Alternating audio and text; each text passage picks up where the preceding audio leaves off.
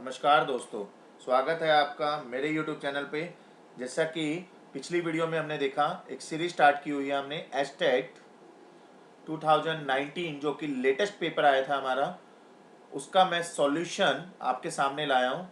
One by one मैं हर एक question को बहुत इजी वे में आपको एक्सप्लेन कर रहा हूँ।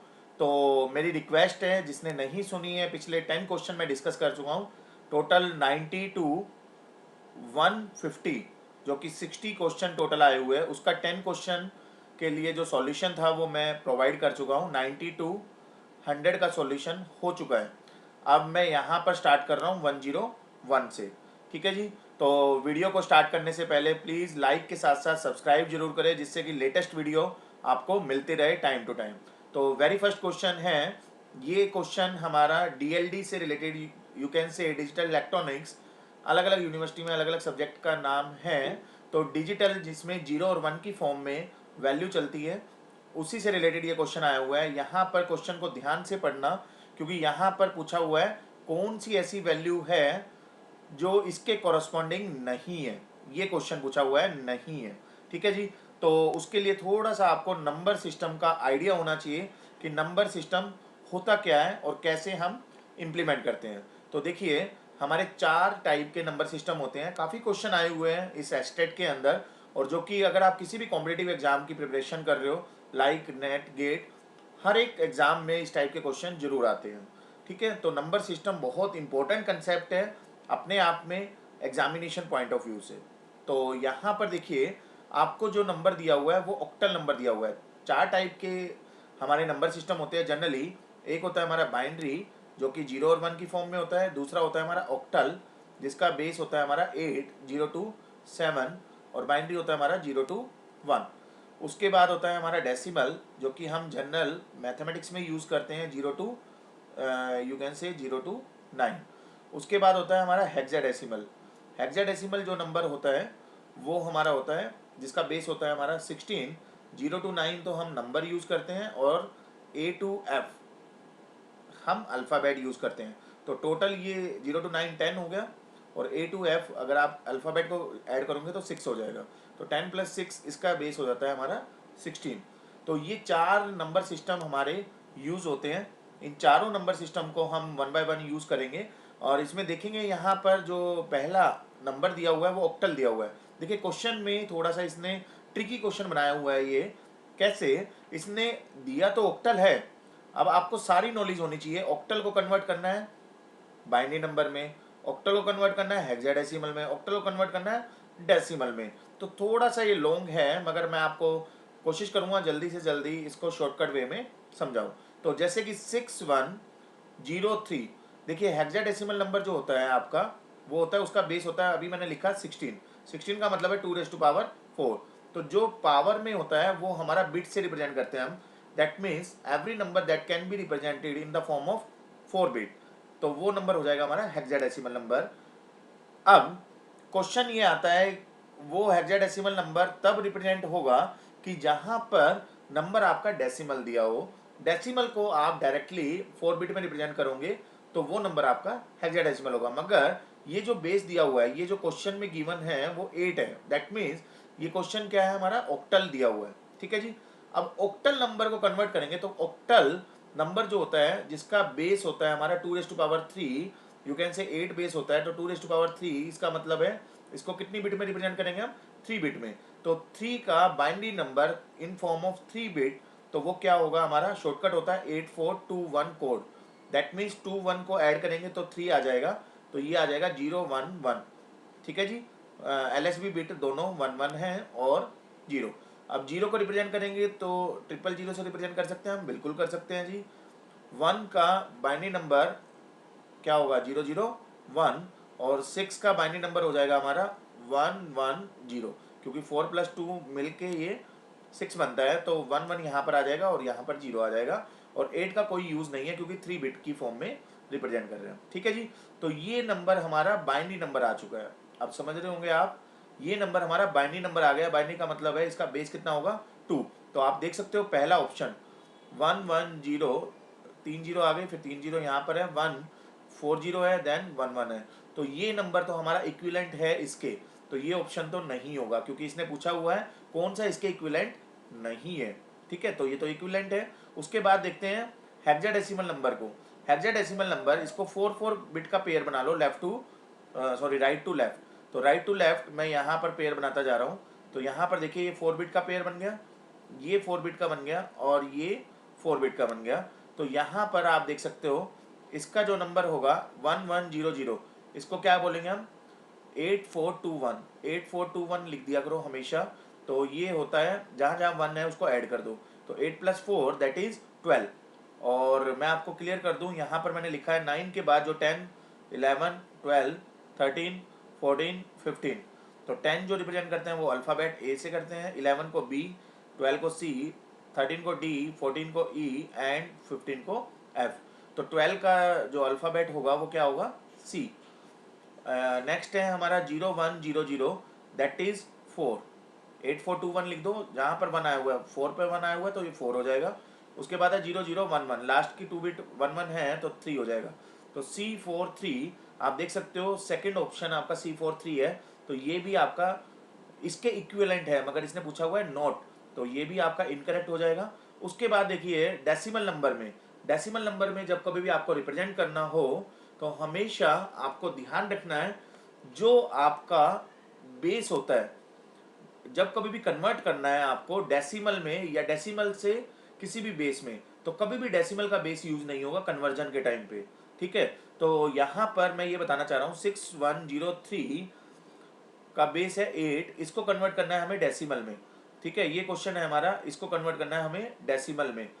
क्लियर, तो इस डेसिमल की वैल्यू क्या आएगी, तो मैं ये बताना चाह रहा हूँ जब कभी भी आप कन्वर्ट करोगे तो हमेशा डेसिमल का बेस कभी भी यूज नहीं होगा। बेस किसका यूज होगा, जो एनी अदर जो भी दे रखा है। जैसे यहाँ पर 8 दिया हुआ है तो 8 हम यूज करेंगे यहाँ पर। तो 8 यूज करने के लिए इसका मेथड क्या होता है, जो एलएसबी बिट है उसको हम 8 की पावर 0, मतलब जो भी बेस है उसकी पावर 0, फिर 8 की पावर 1 इंटू में नेक्स्ट नंबर है हमारा 0 प्लस 8 इंटू में नेक्स्ट नंबर है हमारा 1 प्लस 8 इंटू में नेक्स्ट नंबर है हमारा 6। तो इस टाइप से हम यहाँ पर सॉल्व करते हैं। तो ये तो 0 हो गया, डायरेक्टली 0 मल्टीप्लाई कुछ भी हो डायरेक्टली 0 हो गया। 3 इंटू में किसी की पावर 1 किसी की पावर 0 हो तो वो क्या होती है 1 के इक्विवेलेंट होता है। तो 3 into 1 that is you can से 3 प्लस ये तो 0 हो गया 8 ये होता है हमारा 64 के equivalent plus 8 that is equal to 256 multiply में 6। तो हम यहाँ पर कह सकते हैं 6 जा यू कैन से यहाँ पर आप बोल सकते हो। तो इसको मैं थोड़ा सा रब कर लेता हूँ यहाँ पर।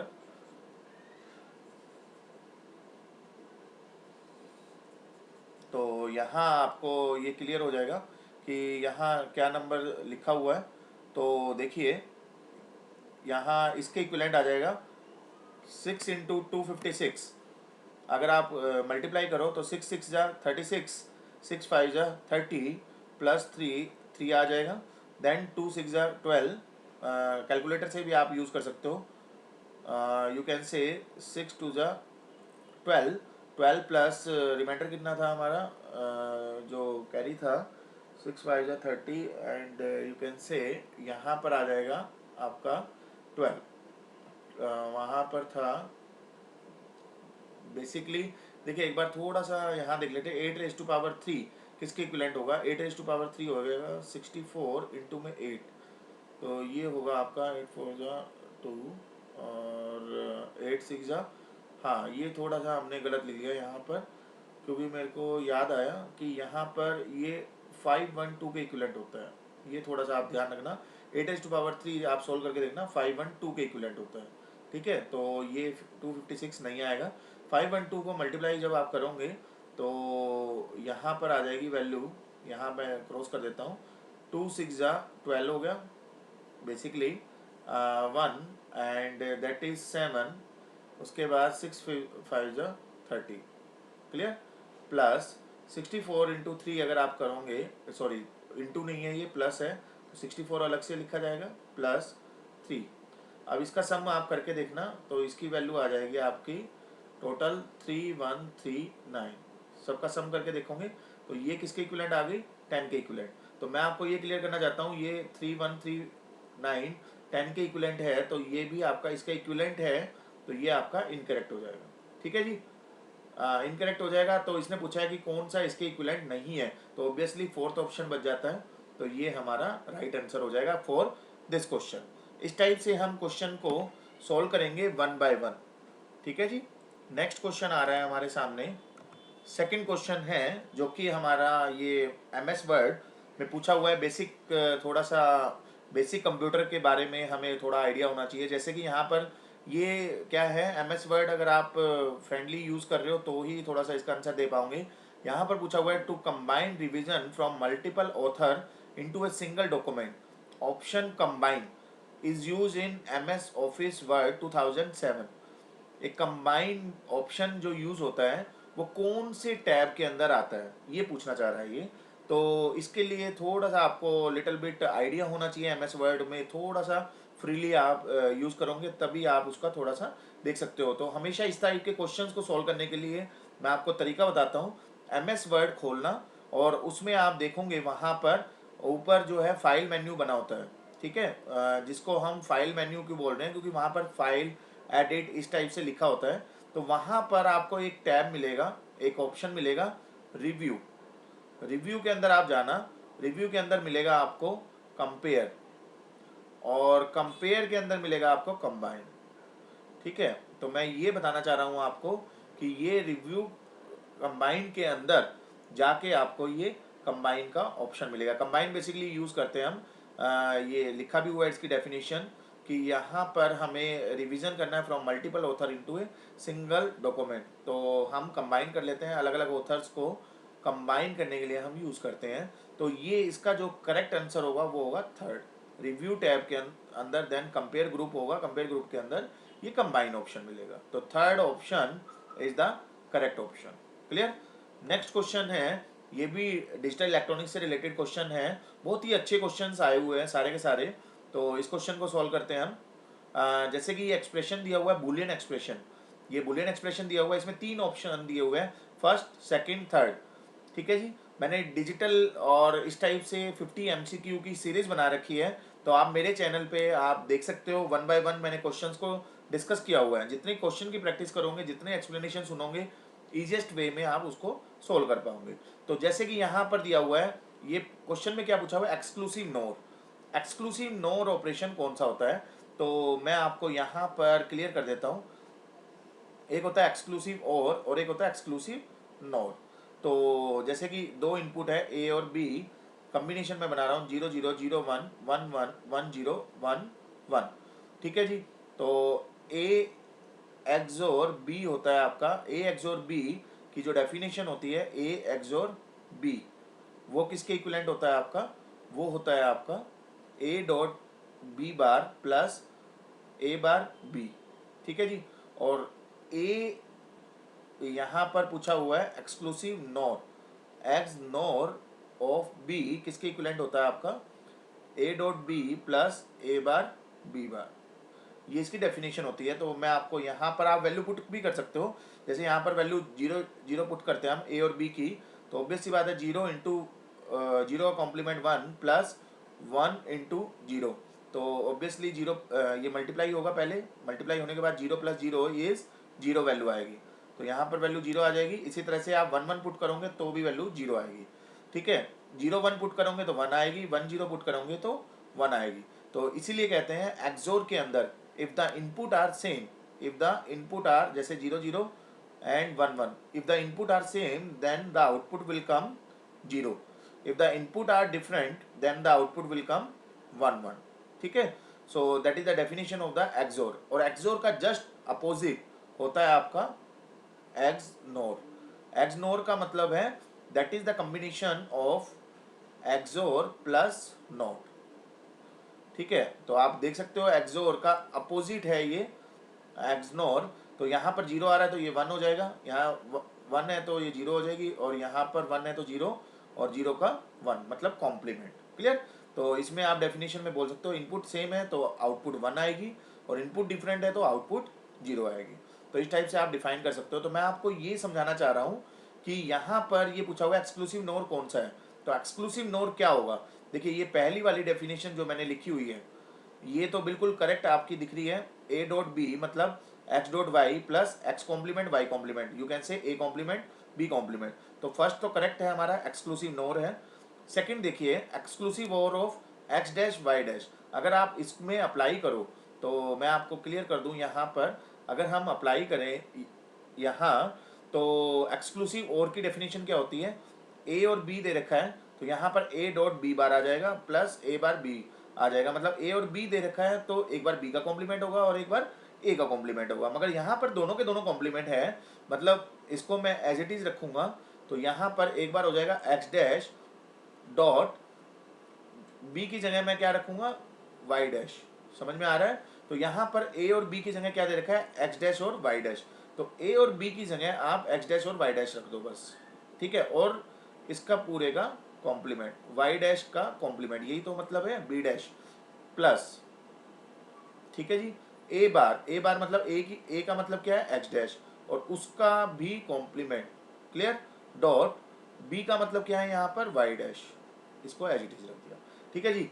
तो वाई डैश वाई का कॉम्प्लीमेंट उसका कॉम्प्लीमेंट मतलब वाई आ जाएगा, तो इसका जो रिजल्ट आ जाएगा वो क्या आ जाएगा एक्स डैश वाई प्लस यहाँ पर एक्स डैश का कॉम्प्लीमेंट अगेन एक्स की वैल्यू आ जाएगी डॉट वाई बार, क्लियर। तो यहाँ पर आप देख रहे हो वापिस वही क्या आ गया है एक्सोर गेट आ गया है, ये एक्सोर की डेफिनेशन होती है, ठीक है। तो इसने पूछा क्या था एक्स नोर, तो ये तो हमारा करेक्ट नहीं है, एक्स और एक्स डैश वाई, अगर इसमें आप वैल्यू पुट करो तो यहाँ पर एक्स को एक्स ही रखा, वाई को वाई, देखिए इसमें मैं पुट कर रहा हूँ ए डॉट बी बार, ए को तो हमने एक्स डैश मान लिया और बी को क्या मान लिया वाई, तो ए की जगह ए ही रखा तो एक्स डैश रखा डॉट बी बार, बी की वैल्यू क्या है यहाँ पर वाई और बार ऑलरेडी है तो वाई बार आ जाएगा प्लस, अब देखिए ए बार मतलब ए का मतलब क्या है यहाँ पर एक्स डैश और एक्स डैश का डैश मतलब एक्स आ गया और बी की वैल्यू क्या है यहाँ पर वाई, तो एज इट इज वाई रहा। तो ये जो डेफिनेशन है वो किसकी है एक्स नोर की, तो that means this is also a XNOR. तो आप कह सकते हो first and third both are correct according to the this one, तो second option is the correct option according to this question. बहुत ही अच्छे क्वेश्चंस है, थोड़ा सा लॉजिकली है, आपको डेफिनेशन के अकॉर्डिंग इसको समझना है। नेक्स्ट क्वेश्चन है आपका, अगेन ये क्वेश्चन हमारा डिजिटल से रिलेटेड है, ये भी ट्रिकी क्वेश्चन इन्होंने दिया हुआ है, इसमें पूछा हुआ है सम ऑफ टू हेक्साडेसिमल नंबर, तो दो हेक्साडेसिमल नंबर का सम करना है। देखिए बेस दे रखा है दोनों का 16 इसको समझाने से पहले मैं आपको नॉर्मल मेथड समझा रहा हूँ, जैसे कि हम नॉर्मल मैथमेटिक्स करते हैं, नॉर्मल मैथमेटिक्स में हम कैसे दो नंबर को सम करते हैं वो मैं समझा रहा हूँ, फिर उसके बाद इस पे आएंगे। जैसे कि मान लीजिए आपको नंबर दे रखा है 2 5 8 9, ठीक है जी, और एक नंबर दे रखा है मान के चलिए 3 4 7 6, ये नंबर दे रखा है, तो आप क्या करते हो, आप नॉर्मल मैथमेटिक्स में क्या करते हो 9 + 6 तो कितना आ गया 15, तो आप यहाँ लिख देते हो 5 और 1 जो है कैरी चढ़ा देते हो, यही करते हो आप, ठीक है। क्यों करते हो, क्योंकि इस जो नॉर्मल मैथमेटिक्स में है वो बेसिकली इसका जो बेस है वो क्या मान के चलते हो आप डेसिमल, आप 10 लेस कर देते हो, 9 + 6 करते हो, 9 + 6 दोनों का सम जो आ रहा था 15 आ रहा था, मगर आपने 5 जो है वो यहाँ पर लिख दिया और 1 जो है वो कैरी चढ़ा दी, ठीक है जी। फिर आप क्या करते हो 8 + 7 + 1 कितना आ गया 16, अगेन 16 आ गया, 16 मतलब यहाँ पर 6 लिख दिया और 1 कैरी चढ़ा दी, यही तो करते हो आप हमेशा। फिर 5 + 4 + 1 सम किया तो 0, मतलब दोनों तीनों का सम आ गया 10, 0 यहाँ पर लिख दिया और 1 कैरी लगा दी, फिर 3 + 2 + 1 दैट इज 6, तो ये सम आ जाता है आपका। क्यों, क्योंकि नॉर्मल मैथमेटिक्स में जो बेस होता है वो आपका डेसिमल होता है। The same thing you can apply on this number that is the hexadecimal addition. तो हेक्साडेसिमल एडिशन को जब आप करोगे तो यहाँ पर दे रखा है 8 7 A, तो ये आपको मीनिंग पता होना चाहिए, ए का मतलब क्या है बी का मतलब क्या है, जो मैंने आपको पहले क्वेश्चन में समझा दिया था। तो ए का मतलब होता है आपका 10 और बी का मतलब होता है आपका 11, क्योंकि 0 to 9 आपका फिक्स है। उसके बाद जो 10 नंबर है उसको हम ए से रिप्रेजेंट करते हैं in form of hexadecimal number. तो ए प्लस बी मतलब 10 प्लस 11। तो 10 प्लस 11 ये बहुत अच्छा कंसेप्ट है जो मैं समझा रहा हूँ आपको। 10 plus 11 that is equal to 21। अब देखिए इसका जो बेस है, यहाँ पर जो बेस था वो 10 था, आपने 10 लेस किया था, 15 में से 10 लेस किया था तो क्या वैल्यू आ गई थी, 5 यहाँ पर रख दिया था और 1 यहाँ कैरी लिख दी थी। अब यहाँ पर आप समझिए, यहाँ पर जो बेस है वो 16 है, तो 21 में से क्या लेस करोगे आप, 16 लेस करोगे तो क्या आ जाएगा वैल्यू 5। तो 5 तो यहाँ पर लिख दोगे, और जितना आपने लेस किया है 16 किसको रिप्रेजेंट कर रहा है, 1 को रिप्रेजेंट कर रहा है। जैसे 10 वहाँ पर 1 को रिप्रेजेंट कर रहा था इसलिए 1 आपने कैरी चढ़ाई थी। तो होपफुली आपको समझ में आया होगा। उसके बाद 1 प्लस 7 प्लस 0 इस सब का सम किया तो 8 आ रहा है, 8 16 की रेंज में आ रहा है, तो कोई कैरी की रिक्वायरमेंट नहीं है। जैसे कि आपने यहाँ पर 3 प्लस 2 प्लस 1 किया था तो 6 आ गया था, तो आपने कोई कैरी तो नहीं चढ़ाई यहाँ पर। क्यों नहीं लगाई, क्योंकि 6 जो है वो 10 से लेस देन था। सेम ईयर यहाँ 8 जो है वो लेस देन 16 है, तो there is no need of the carry. तो नेक्स्ट 8 प्लस 5 दैट इज 13। तो 11 जो है बी को रिप्रेजेंट कर रहा है, सी 12 को रिप्रेजेंट करेगा और डी 13 को रिप्रेजेंट करेगा। तो यहाँ पर मैं लिख सकता हूँ डी इज लेस देन 16, तो there is no need of carry, that is D 85। अब देखिए जो ये सम आएगा वो भी किस फॉर्म में आएगा आपका, हेक्साडेसिमल में। जैसे इसका बेस था 10, इस तरह से इसका बेस आ रहा है 16। अब यहाँ पर इसने क्वेश्चन पूछा हुआ है कि इन दोनों का सम जो किसके इक्विवेलेंट होगा, फर्स्ट सेकंड थर्ड फोर्थ। देखिए आपको ये क्लियर कट दिख रहा है, ये 16 बेस दिखा हुआ है, तो यहाँ पर D85 आ रहा है, तो ये ऑप्शन तो नहीं होगा। ये तो क्लियर कट हमें आंसर मिल गया कि third option is not an correct. तो ध्यान रखना फर्स्ट भी नहीं होगा, ये मैं बताना चाह रहा हूँ क्यों नहीं होगा। क्योंकि सेकंड और फोर्थ में से आप देखो दोनों का बेस है 8 और 8। ये टाइम बचाने के लिए मैं आपको समझा रहा हूँ, यहाँ पर 8 और 8 दिया हुआ है, तो इसका मतलब है या तो ये करेक्ट होगा या ये करेक्ट होगा, इन दोनों में से कोई एक होगा। तो बेटर है कि आप इस 16 को कन्वर्ट कर लो 8 में। कैसे करोगे, पहले इसका बाइनरी नंबर लिख लो, 16 है तो मतलब 2⁴ 4 बिट के पेयर बना लो। 5 का बाइनरी नंबर क्या होगा 4 बिट में 010। 8 का बाइनरी नंबर क्या होगा 1000, और डी मतलब 13 का मतलब 8421 दैट इज 1101। ठीक है जी। तो लेफ्ट टू राइट आप स्टार्ट करो। ये तो हो गया आपका हेक्साडेसिमल नंबर, ये नंबर हो गया आपका हेक्साडेसिमल नंबर। अब हेक्साडेसिमल नंबर को आप कन्वर्ट कर लो ऑक्टल नंबर में। तो 3 के पेयर बनाओगे आप, तो लेफ्ट टू राइट स्टार्ट करना है। देन इसका पेयर बन गया, उसके बाद ये और उसके बाद ये। तो 101 इज 5, 000 इज 0, 110 इज 6, 110 इज 6। तो ये वैल्यू आ रही है आपकी बेसिकली 8421 इज 6। तो यहाँ पर ये जो रिजल्ट आ रहा है आपका वो आ रहा है 6605। तो हाँ जी तो देखिए यहाँ पर जो दिया हुआ है वो दिया हुआ है। सो बेसिकली आप ये देख सकते हो यहाँ पर कि कोई भी ऑप्शन मैच नहीं कर रहा है अभी तक। हमने मतलब यहाँ अगर आप देखो तो 6605, तो कहने का मतलब है ये जो बेस आ रहा है वो 8 आ रहा है। ठीक है जी। तो ना ही वो सेकंड मैच कर रहा है और ना ही फोर्थ। तो हमने जो एज्यूम किया था, ये एज्यूम किया था मैंने फर्स्ट वाला कि ये गलत हो सकता है, क्योंकि हमारा प्रोबेबिलिटी इसमें थी। तो अब हमें रिक्वायरमेंट है कि 1 को भी हम चेक करेंगे। ऑब्वियसली जब सेकंड फोर्थ और थर्ड नहीं आ रहा है तो फर्स्ट ही करेक्ट होगा। तो ये अजम्पशन हमारी गलत हो सकती है, तो वो देख लेते हैं एक बार कि 1 ही हमारा करेक्ट है या नहीं है। तो देखिए यहाँ पर कैसे हम इसको करेंगे, सिंपल सी बात है। जब मैंने अभी पिछले वाले क्वेश्चन में आपको बताया था कि कैसे इसको कन्वर्ट करना है, आपको हेक्साडेसिमल नंबर दिया हुआ है D85, ये नंबर दिया हुआ है आपको, ये नंबर आपको दिया हुआ है, और इसको आप किस में चेंज करोगे, आप डेसिमल में। तो बेस जो है कभी भी डेसिमल का यूज़ नहीं होगा, किसका यूज़ होगा, इस वाले का, जैसे कि उसमें ऑक्टल था। तो 5 × 16⁻0 प्लस 8 × 16⁻1 प्लस डी का मतलब है 13। अभी हमने लिखा भी हुआ है 16⁻2। ठीक है जी। तो 16 की पावर 2 यू कैन से 16 को 16 से मल्टीप्लाई करोगे तो 256 आ जाएगा।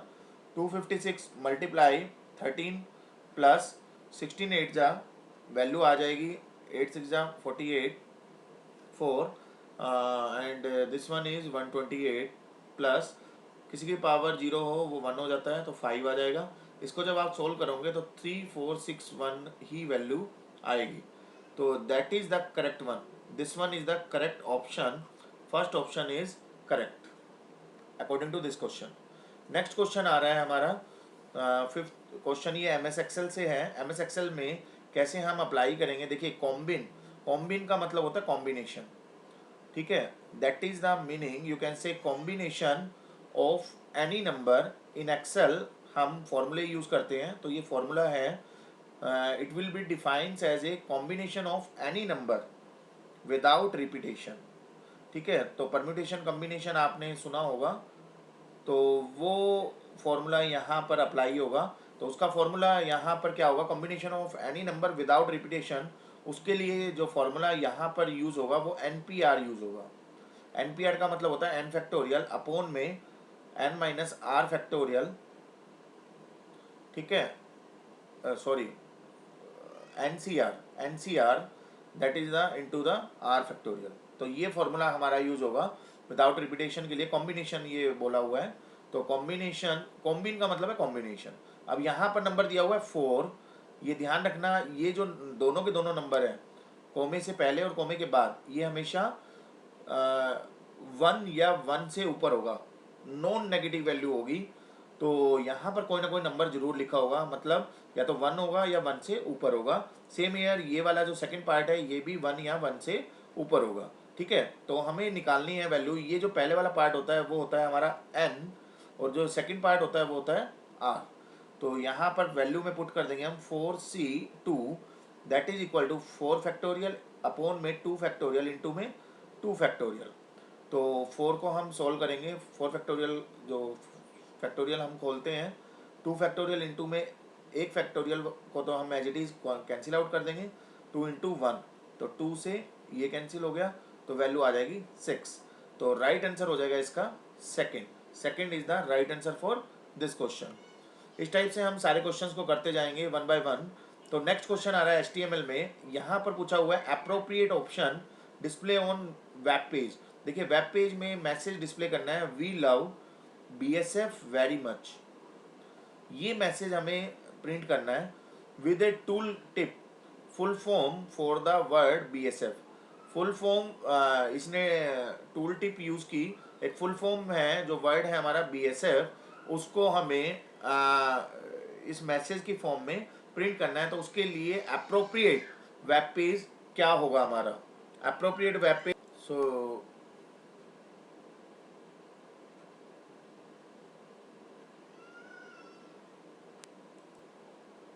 सो यहाँ पर हम BSF को फुल फॉर्म की फॉर्म में रिप्रेजेंट करना है। तो कैसे हम रिप्रेजेंट करेंगे, देखिए पर्टिकुलर टैग कौन सा होगा इसके लिए वो देखना है हमें। तो यहाँ पर हम देखिए पहला ऑप्शन जो दिया हुआ है FF नाम से कोई भी टैग नहीं होता है, ना ही ये सिंटेक्स होता है, तो ये ऑप्शन हमारा इनकरेक्ट हो जाएगा। दूसरा हमें दिया हुआ है BSF की तो ये फुल फॉर्म दी ही हुई है, तो BSF नाम से एज सच कोई टैग नहीं होता, तो ये भी इनकरेक्ट है। हमारा जो करेक्ट ऑप्शन है वो है एब्रीवेशन, ABBR, ये एब्रीवेशन के लिए यूज करते हैं। उसमें हमें टाइटल के अंदर देना होता है जिसका एब्रीवेशन हमें यूज करना है, जैसे कि बॉर्डर सिक्योरिटी फोर्स, ये बिल्कुल करेक्ट है। We love BSF very much, ये मैसेज हमें देना था, और हमें फुल फॉर्म की फॉर्म में एक वर्ड यूज करना था BSF, जो कि हमें टैग के अंदर यूज करना है, वो होता है हमारा एब्रीवेशन। फुल नाम से कोई भी वर्ड नहीं होता, तो ये कंफ्यूज करने के लिए इसने कॉम्बिनेशन दिए हुए हैं। तो करेक्ट ऑप्शन हो जाएगा थर्ड। नेक्स्ट क्वेश्चन है हमारा, ये एक रिलेशनल अलजेब्रा, बहुत ही अच्छा क्वेश्चन है। इस टाइप से मैंने सारे क्वेश्चन नॉर्मलाइजेशन के ऊपर एक DBMS की 50 MCQ सीरीज बनाई हुई है, तो चैनल पे आप देख सकते हो। तो यहाँ पर नॉन ट्रिवल फंक्शनल डिपेंडेंसी दी हुई है x टेंड्स टू a, ठीक है जी। ये नॉन ट्रिवल है, नॉन ट्रिवल का मतलब होता है लेफ्ट और राइट में कोई भी कॉमन पार्ट नहीं होगा। जैसे कि आप देख पा रहे हो लेफ्ट में x दे रखा है और राइट में a दे रखा है, तो दोनों का इंटरसेक्शन जो है वो एम्प्टी आना चाहिए, that is the meaning of the non trivial. तो उसके बाद ये रिलेशन में एक फंक्शनल डिपेंडेंसी दी हुई है, उसने कहा है कि x जो है वो सुपर की है, ये बिल्कुल डेफिनेशन होती है हमारी एक नॉर्मल फॉर्म की। तो इसने कहा कि एक्स एक सुपर की है, रिलेशन आर इज व्हाट, ये क्वेश्चन इसने किया हुआ है। तो most suitable choice to fill in the blank, तो मैं आपको थोड़ा सा क्लियर कर देता हूँ। जब कभी भी इस टाइप के क्वेश्चन आ जाए तो हम हमेशा ऊपर से स्टार्ट करेंगे। ऊपर का मतलब है कि यहाँ पर मैं आपको क्लियर करना चाहता हूँ कि जो नॉर्मल फॉर्म है वो जितनी भी नॉर्मल फॉर्म है, जैसे कि हम ट्राई ये करते हैं कि पहले वो BCNF में हो, BCNF कोशिश करेंगे, उसके बाद 3NF, 3NF भी नहीं है तो फिर 2NF, 2NF भी नहीं है तो 1F NF। तो ऊपर से हम स्टार्ट करते हैं। पहले BCNF की डेफिनेशन ही होती है ये जो इसने दी हुई है। BCNF और 3NF में एक ही मेन डिफरेंस है, एक्स टेंस टू ए अगर दिया हुआ है तो लेफ्ट साइड में अगर सुपर की है और राइट साइड में कुछ भी नहीं है तो वो BCNF की डेफिनेशन है। ठीक है, 3NF का मतलब क्या होता है, एक्स टेंस टू ए, तो ये कहता है या तो लेफ्ट साइड में सुपर की हो, ठीक है जी, या राइट साइड में प्राइम एट्रीब्यूट हो। तो दोनों में से कोई भी एक कंडीशन अगर फुलफिल कर दे, यहाँ पर बीच में लिखा होता है और, दोनों में से कोई भी एक कंडीशन होगी तो वो 3NF में होगा। तो आप देख सकते हो इसमें एक ही पार्ट, इसमें दोनों पार्ट में छूट मिली हुई है, हमें यहाँ पर एक ही पार्ट से हम वैल्यू को फाइंड आउट करेंगे। तो basically BCNF is the subset of the 3NF। Clear? तो मैं ये कह सकता हूँ कि BCNF, all BCNF are 3NF but some 3NF are may be BCNF or not BCNF। ठीक है, तो ये जो इसका राइट आंसर होगा वो होगा first, that is the strict, हमें नॉर्मल फॉर्म फाइंड आउट करनी होती है। क्लियर? नेक्स्ट क्वेश्चन है, ये भी नॉर्मल सॉरी डेटाबेस में आया हुआ है क्वेश्चन, ये भी बहुत अच्छा क्वेश्चन है। फॉल्स स्टेटमेंट इसने पूछी हुई है। तो मैं आपको क्लियर कर दूं कि एक डेटाबेस के अंदर मोर देन वन सुपर की हो सकती है, बिल्कुल हो सकती है, ये बिल्कुल ट्रू स्टेटमेंट है। मगर इसने फॉल्स पूछी हुई है। एक डेटाबेस के अंदर मोर देन वन सुपर की भी हो सकती है और मोर देन वन कैंडिडेट की भी हो सकती है। क्लियर? अगर मान लो कैंडिडेट की भी पूछा जाए तो वो भी बिल्कुल करेक्ट है।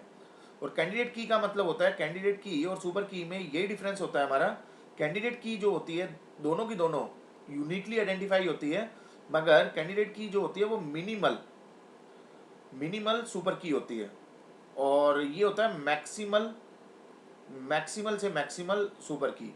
यू कैन से, यहाँ पर मान लीजिए कोई एक रिलेशन दे रखा है ABCD जिसमें 4 एट्रीब्यूट है, तो ABCD that is a super की। ठीक है, AB is also A super की, इस टाइप से हो सकता है। मगर AB जो है वो सुपर की तो है ही है, मगर इसमें जब डिफाइन करें तो ये कैंडिडेट की फॉर्म में निकल के आता है। तो कैंडिडेट की is a subset of the super की। कहने का मतलब है जो कैंडिडेट की होगा वो बाय डिफॉल्ट सुपर की होगा ही होगा।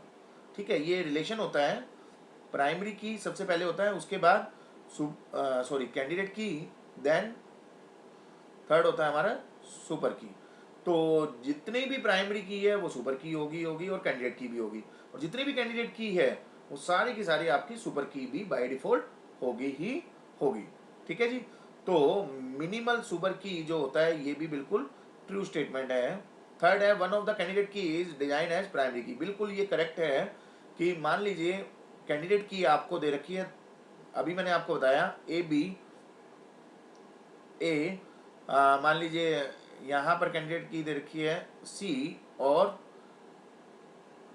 मान के चलिए DE, ये 3 कैंडिडेट की दे रखी है, उसमें से एक को तो हम प्राइमरी की ले लेते हैं और बाकी दोनों वो हो जाती है ऑल्टरनेट की। ठीक है, और ये ध्यान रखना ये तीनों की तीनों आपकी कैंडिडेट की भी है, ऐसा नहीं है कि ऑल्टरनेट की बोल दिया तो ये कैंडिडेट की नहीं होगी। ठीक है जी, तो 3 कैंडिडेट की थी, इनमें से 2 ऑल्टरनेट की हो गई और एक प्राइमरी की हो गई, तो ये भी ट्रू स्टेटमेंट है। क्लियर? उसके बाद है, प्राइमरी की is obtain by removing one और मोर एट्रीब्यूट फ्रॉम ए कैंडिडेट की, ये बिल्कुल रॉन्ग स्टेटमेंट है। कभी भी कैंडिडेट की में से कोई भी एट्रीब्यूट को रिमूव करने के बाद प्राइमरी की नहीं निकलता। कैंडिडेट की में से कोई ना कोई एक की, जैसे कि आपने ये देखा कैंडिडेट की में से ABCD C जो है वो प्राइमरी की बन गया है। ऐसा नहीं है C किसी के साथ कंबाइन था और मैंने C को ही उनमें से तोड़ा था और रिमूव किया था, फिर ये प्राइमरी की बना था। ठीक है जी, तो ये फॉल्स स्टेटमेंट है, तो करेक्ट आंसर आ जाएगा हमारा फोर्थ। नेक्स्ट क्वेश्चन है, ये हमारा क्वेश्चन आया हुआ है अगेन डीबीएमएस से रिलेटेड ये क्वेश्चन पूछा हुआ है आपका, तो इसके अंदर कैसे हम इसको समझेंगे तो वो मैं आपको क्लियर कर देता हूँ। यहाँ पर दो टाइप की पहले दिया हुआ है week entity set. Week entity set वो होता है जिसके अंदर प्राइमरी की नहीं होती, उसको बोलते हैं वीक एंटिटी सेट। तो यहाँ पर कार्डिनलिटी रेशियो पूछी है। कार्डिनलिटी रेशियो का मतलब होता है 1 to 1, 1 to many, many to 1 या मैनी टू मैनी, चारों ही टाइप दी हुई है इसमें ऑप्शन में। तो कार्डिनलिटी रेशियो पूछी है strong entity set to weak entity set. तो ध्यान रखना स्ट्रॉन्ग एंटिटी सेट वो होता है जिसके अंदर टोटल पार्टिसिपेशन होता है, वीक एंटिटी सेट वो होता है जिसमें पार्शियल पार्टिसिपेशन होता है। ठीक है जी। तो स्ट्रॉन्ग टू वीक जब कभी भी हम डिफाइन करते हैं, स्ट्रॉन्ग एक वो एंटिटी सेट होता है जिसके अंदर हमारा प्राइमरी की एग्जिस्ट करता है, इसके अंदर प्राइमरी की एग्जिस्ट नहीं करता। और जहाँ पर प्राइमरी की एग्जिस्ट नहीं करता वहाँ पर हमारे पास more than one attribute dependent होते हैं किसी एक के ऊपर। ठीक है, तो मैं कह सकता हूँ कि ये 1 to many रिलेशनशिप होगा, क्योंकि स्ट्रॉन्ग पहले लिखा हुआ है, वीक बाद में लिखा हुआ है। वीक के अंदर हम मैनी पार्ट आइडेंटिफाई करते हैं और स्ट्रॉन्ग के अंदर हम वन पार्ट आइडेंटिफाई करते हैं। तो 1 to many ये रिलेशनशिप डिफाइन करेगा। क्लियर। नेक्स्ट क्वेश्चन है सी प्लस प्लस में, ये भी बड़ा अच्छा क्वेश्चन है, ट्रिकी क्वेश्चन है। कीवर्ड होते हैं हमारे तीन एक्सेस मॉडिफायर होते हैं, प्राइवेट, प्रोटेक्टेड एंड पब्लिक। तीनों के तीनों एक्सेस मॉडिफायर दिए हुए हैं। इसने बहुत अच्छा क्वेश्चन बनाया है ये कि मे appear dash in the declaration of the class. जब कभी भी हम क्लास को डिक्लेयर करते हैं, क्लास में डिक्लेयर करते हैं, तो इसने दो चीज़ पूछी कि इनका ऑर्डर क्या होगा। क्या हम प्राइवेट के बाद प्रोटेक्टेड कर सकते हैं और प्रोटेक्टेड के बाद ही पब्लिक कर सकते हैं? ऐसा कभी भी आपने नहीं देखा होगा। मैंने किसी मेंबर को पब्लिक लिख दिया, पब्लिक के बाद मैंने यहाँ पर लिखा, फिर मैंने प्राइवेट लिख दिया, प्राइवेट में मैंने डिफाइन कर दिया यहाँ पर, फिर प्रोटेक्टेड लिख दिया। ठीक है, ये भी हो सकता है। या मैं पहले प्राइवेट लिख दूँ, कुछ मेंबर डिफाइन कर दूँ प्राइवेट, फिर पब्लिक लिख दूँ, फिर मैं उसके बाद प्रोटेक्टेड लिख दूँ। तो ये भी आपका पॉसिबल है। तो ये भी पॉसिबल है, ये भी पॉसिबल है। तो इसका मतलब है इन तीनों का ऑर्डर जो है वो कुछ भी हो सकता है। तो पहला तो यही कॉम्बिनेशन इसने बताया कि इन any order, in any order, strictly in the order, strictly in the order. तो मैं आपको क्लियर करना चाहता हूँ ऑर्डर जो है इसका कोई भी हो सकता है। इसका मतलब है थर्ड और फोर्थ तो नहीं होंगे, क्योंकि ये स्ट्रिक्टली ऑर्डर में बोला हुआ है। ठीक है जी। अब फर्स्ट और सेकंड में से देखते हैं कौन सा आंसर होगा। तो दूसरा इसने पूछा कि क्या हम पब्लिक, प्राइवेट, प्रोटेक्टेड को एक ही बार या any number of time declare कर सकते हैं? तो एक चीज़ ध्यान रखना, इसने पूछा हुआ है एक क्लास के अंदर, एक क्लास के अंदर हम एक ही प्राइवेट यूज़ कर सकते हैं, एक ही पब्लिक यूज़ कर सकते हैं और एक ही प्रोटेक्टेड यूज़ करेंगे। इसने ये नहीं पूछा कि मल्टीपल क्लास में कितने होंगे, इसने पूछा एक क्लास के अंदर कितनी बार आप डिक्लेयर कर सकते हो। तो ये ध्यान रखना एटमोस्ट वन टाइम ही आप डिक्लेयर कर सकते हो। एटमोस्ट क्यों बोल रहा हूँ?